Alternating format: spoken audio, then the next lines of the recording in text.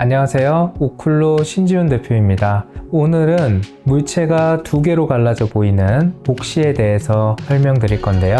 글자가 두 개로 겹쳐져 보이거나 아니면 물체 자체가 아예 떨어져서 두 개로 보이는 증상들, 또는 고개를 이렇게 돌려서 봐야지 하나로 보이는 것 같다 라고 하는 증상들은 대표적인 시각에 의해서 나타나는 시각적 복시의 증상입니다. 오늘은 이런 시각 기능 이상에 의해서 나타나는 복시에 대해 왜 발생하게 되는지, 어떻게 분류해 볼 수가 있는지, 그리고 어떤 식으로 해결해 볼 수 있는지에 대해서 설명을 드려보도록 하겠습니다.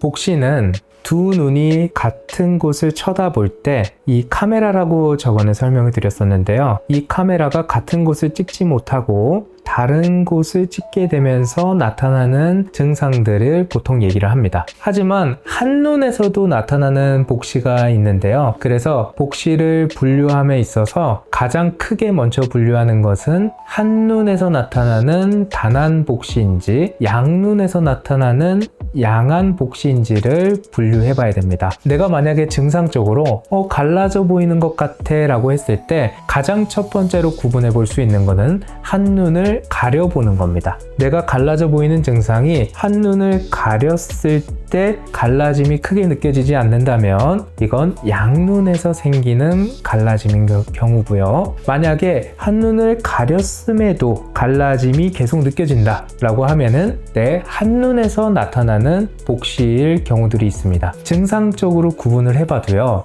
한눈에서 나타나는 복시는 약간 글자 위에 그림자가 하나 더 있는 듯한 그런 잔상이 있는 듯한 느낌이 느껴지고요. 양눈에서 느껴지는 복시는 물체가 아예 떨어져서 두 개가 있는 것 같이, 같은 물체가 두 개로 보이는 것 같은 증상들을 호소합니다. 그래서 복시를 분류할 때는 단한 복시냐 양한 복시냐 이렇게 두 개로 분류를 하게 되고요. 단한 복시는 눈의 구조나 형태, 예를 들어 각막에 이상이 생기거나 안에 수정체에 백내장 같은 혼탁이 생기거나 아니면 망막에 질환이 생기는 이유 때문에 대부분 단한에서 복시가 생깁니다. 오늘 설명드린 복시는 기능적으로 생기는 시각 기능 이상으로 생기는 복시에 대한 얘기를 할 거기 때문에 단한 복시는 다음번으로 조금 미뤄두고요. 오늘은 양눈에서 생기는 복시에 대해서 조금 설명을 드리도록 하겠습니다. 우선은 양눈에서 생기는 복시는 방향적으로 먼저 구분을 해볼 수가 있는데요. 수평으로 떨어져서 생기는 복시가 있고요. 위아래로 수직으로 떨어져서 생기는 복시가 있고 대각선 방향으로 생기는 복시들이 있습니다. 이렇게 복시가 내가 보는 모든 방향에서 비슷하게 떨어지게 느껴지는 복시라면은 크게 문제가 없이 그냥 시각 기능을 유지하기 어려워서 나타나는 복시일 가능성들이 많습니다. 그런데 이 복시가 내가 시선을 왼쪽 또는 오른쪽으로 돌렸을 때 복시가 더 커지고 또 줄어두고 한다면 이런 경우는 빨리 병원에 가셔서 복시가 갑작스럽게 생겼는데 방향에 따라서 복시가 조금 다릅니다 라고 설명을 해주셔야 됩니다. 자, 그러면은 제가 오늘 설명드릴 거는 방향을 다르게 했을 때 갈라짐이 달라지지 않는 모든 방향에서 갈라짐이 비슷한 복시에 대해서 설명을 드릴 겁니다. 이렇게 생기는 시각 기능에 의해서 생기는 복시들은 결국 어떤 방법으로 해결을 해야 하냐라는 건데요. 국제적으로 이런 복시 증상을 감소시켜 줄 수 있는 도구는 안경밖에 없습니다. 만약에 안경으로 특수 교정을 해서 두 개의 이미지를 하나로 만들어 줄 수가 없다라고 한다면 한쪽 눈을 가리는 선택을 해야지만 됩니다. 그리고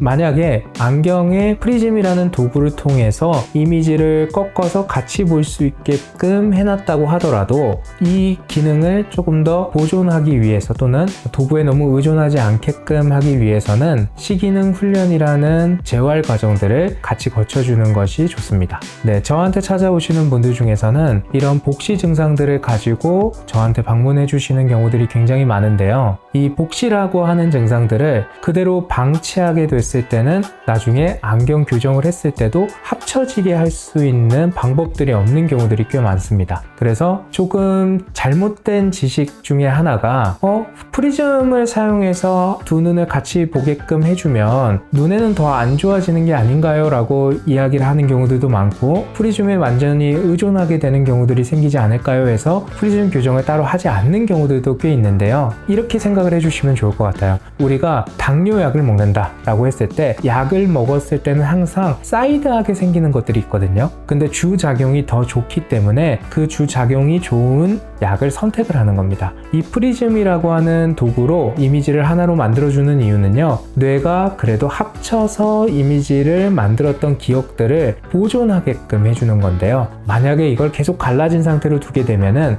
고개를 막 돌려서 그 위치를 맞춰보려고 한다던가, 또는 두 개가 합쳐지지 않고 나중에는 계속 떨어져 있는 상태로 인식이 된다던가 하는 문제들이 발생될 수가 있습니다. 그래서 제가 보통 저희 오클로 안경원이나 이런 시기능 훈련 센터에서 권장을 해드리는 방법은, 일단은 갈라짐을 느끼고 있는 증상을 그래도 양눈을 같이 감각적으로 쓸 수 있게끔 프리즘으로 합쳐주고요. 그리고 그 도구로 내가 조금 두 눈을 같이 사용할 수 있는 상태가 되면은 거기서 재활이나 트레이닝을 통해 도구에 너무 의존하지 않게끔 하는 방법들을 선택합니다. 마치 내가 걷기가 어려운 상태라고 했을 때 지팡이나 아니면 다리에 아대 같은 걸 차서 걷는 걸 도움을 받는 방법들과 비슷하고요. 그렇게 쓰기가 어려운 상태에서는 재활을 하기가 어려우니까 어떤 도구들을 통해서 운동을 할 수 있게끔 해주거든요. 그런 것처럼 프리즘이라는 도구는 단점보다 장점이 훨씬 많고요. 두 눈을 감각적으로 같이 쓸 수 있게끔 하고 재활을 할 수 있게끔 접근하는 경우들이 보통 많습니다. 그래서 저희 센터 내부에서도 프리즘을 적용해서 훈련을 한 이후에 거의 대부분 원래 적용했던 프리즘이 거의 0에 가깝거나 아니면 아주 소량으로 적어지는 경우들이 대부분입니다. 앞에서 말씀드렸다시피 복시를 교정하지 않는 경우에는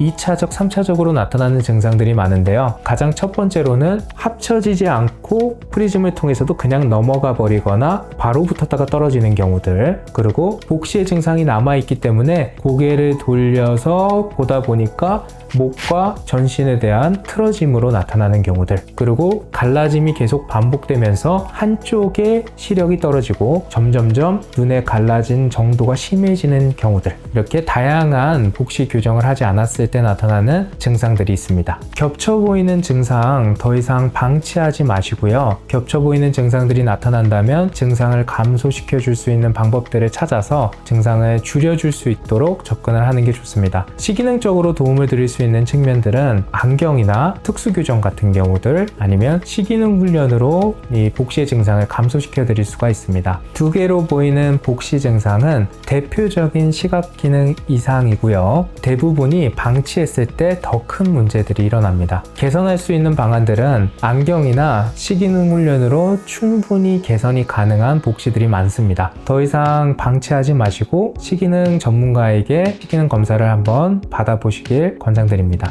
오늘 영상은 여기서 마무리하도록 하겠습니다. 눈으로 보는 모든 순간이 편안해지도록 오클로가 함께 하겠습니다. 지금까지 오클로 신지훈이었습니다. 감사합니다.